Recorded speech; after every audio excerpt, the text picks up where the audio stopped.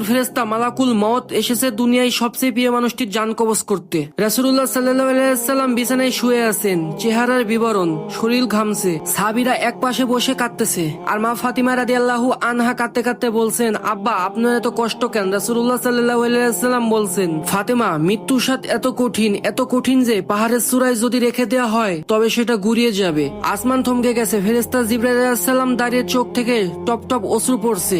এমন দৃশ্য কোনো ফেরেশতা জীবনে দেখেনি। মালাকুল মওত এসে সালাম করলেন, ইয়া রাসূলুল্লাহ সাল্লাল্লাহু আলাইহি ওয়াসাল্লাম, আল্লাহ পাক আমাকে হুকুম করেছেন আপনার রূহ কবজ করতে, তবে আমি অনুমতি ছাড়া স্পর্শ করতে পারবো না। প্রিয় নবী সাল্লাল্লাহু আলাইহি ওয়াসাল্লাম চোখ তুললেন, ওহে মালাকুল মওত, আমার উম্মতের মৃত্যু কেমন হবে? মালাকুল মওত মাথা নিচু করে বললেন, ইয়া রাসূলুল্লাহ সাল্লাল্লাহু আলাইহি ওয়াসাল্লাম, কোন উম্মতকে ভয়াবহ আযাবে পড়তে হবে, চোখ উল্টে যাবে, জিহ্বা বেরিয়ে আসবে, দুনিয়া তাদের জন্য অভিশাপ হয়ে যাবে। রাসূলুল্লাহ সাল্লাল্লাহু আলাইহি ওয়াসাল্লাম কেঁদে দিলেন, বললেন, হে আল্লাহ, আমার উম্মতদের আযাব আমার উপরে দাও, আমি নিতে রাজি।